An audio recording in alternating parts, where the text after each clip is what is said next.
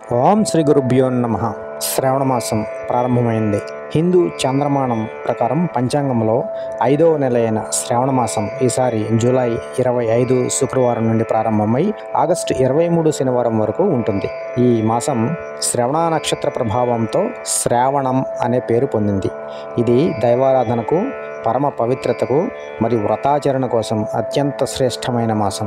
ఈ నెలలో వచ్చినన్ని శుభకార్యాలు, ఈ నెలలో వచ్చిన పండుగలు వేరే ఏ నెలలోనూ రావు. అదే ఈ శ్రావణ మాసం యొక్క విశిష్టత. ఈ వీడియోలో మనం శ్రావణ మాసం యొక్క ప్రాముఖ్యత, ఏమేమి పండుగలు వస్తాయి, శ్రావణ శుక్రవారంలో లక్ష్మీదేవి, గౌరీదేవిని పూజించేందుకు ఏ విధమైన నియమాలు పాటించాలి అనే వాటి గురించి తెలుసుకుందాం. శ్రావణ మాసంలో ముఖ్యంగా ముగ్గురు దేవతలకు పూజలు చేస్తూ ఉంటారు. అందులో ముఖ్యమైనది శివుడు, మహాలక్ష్మి మరియు మహావిష్ణువు. ఈ సమయంలో భక్తులు ఉపవాసాలు, పూజలు, జపాలు చేస్తూ తమ ఆత్మ సాధనలో నిమగ్నమై ఉంటారు. ఈ నెల జూలై 28లో మొదటి శ్రావణ సోమవారం శివునికి అంకితం ఇచ్చింది. ఈ రోజున ఓం నమ శివాయ మంత్ర జపం, బిల్వపత్రాలతో అభిషేకం శ్రద్ధగా చేస్తే ఆరోగ్యము, శాంతి మరియు దుష్కర్మల నుంచి విముక్తి పొందవచ్చని శాస్త్రాలు చెప్తున్నాయి. జూలై 29 నాగపంచమి. నాగదేవతలను పూజించి చెడు కర్మల నుంచి విముక్తి, సర్పదోషాల నుంచి విముక్తి పొందవచ్చని శాస్త్రాలు చెప్తున్నాయి. సర్పదోష పూజ ఈ రోజు చేస్తే అత్యంత ఫలితంగా ఉంటుంది. ఆగస్టు 8 వరలక్ష్మి వ్రతము.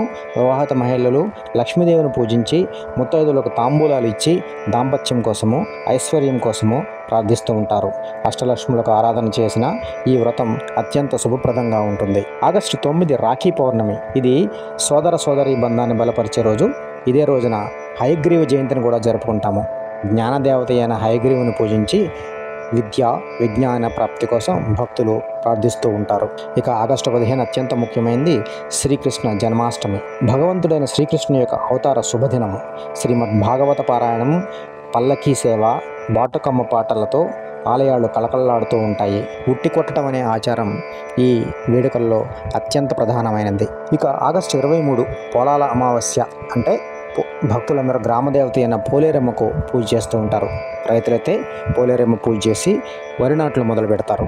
ఈ రోజున భూత ప్రేత దోష నివారణ కోసం ప్రత్యేకమైన పూజలు, అర్చనలు చేస్తారు. ఈ శ్రావణ మాసంలో సోమవారాలన్నీ కూడా శివారాధనకు అంకితం చేశారు. ఈ రోజున ఉపవాస దీక్ష, రుద్రపఠనం, పంచామృతం, అభిషేకం ఇవన్నీ శివుని అనుగ్రహాన్ని పొందేందుకు అత్యంత శ్రేష్టమైన మార్గాలు. మంగళవారాలన్నీ కూడా మంగళగౌరి వ్రతం చేయడానికి అత్యంత అనువైనవి. ఈ మంగళగౌరీ దేవి పూజ చేసి తాంబూలము, వాయనము ఇచ్చే సాంప్రదాయము మన హిందువులలో ఉంది. ఇది కుటుంబ వృద్ధికి, కళ్యాణానికి మరియు సంతాన ప్రాప్తికి మార్గం సూచిస్తుంది. శుక్రవారాలు లక్ష్మీదేవి పూజకు అంకితమైనవి. ఈ రోజుల్లో కుంకుమార్చన, ధన సంపద వృద్ధికి పూజలు చేస్తూ ఉంటారు. వరలక్ష్మి వ్రతం ఈ మాసం శుక్రవారాల్లో జరపబడే అత్యంత పవిత్రమైన వ్రతము. శ్రావణ శుక్రవారాలు అమ్మవారికి ప్రత్యేకమైనవి. ప్రతి శుక్రవారము మనం ఏం చెయ్యాలి? అమ్మవారి చిత్రాన్ని కానీ, కలశాన్ని కానీ స్థాపించాలి. కుంకుమ, చందనం, పసుపులతో అలంకరించాలి. లక్ష్మీ అష్టోత్తర శతనామావళి, శ్రీ సూక్తం, కనకధార స్తోత్రం పఠించాలి. నవధాన్యాలతో కలశ పూజ చేయాలి. తమలపాకులు, చామంతి పూలతో అలంకరించి దీపారాధన చేయాలి. స్త్రీలు దీప పూజలు చేయాలి. చివరగా సుమంగళి స్త్రీలకు తాంబూలాలు ఇవ్వడము పవిత్రంగా భావించబడుతుంది.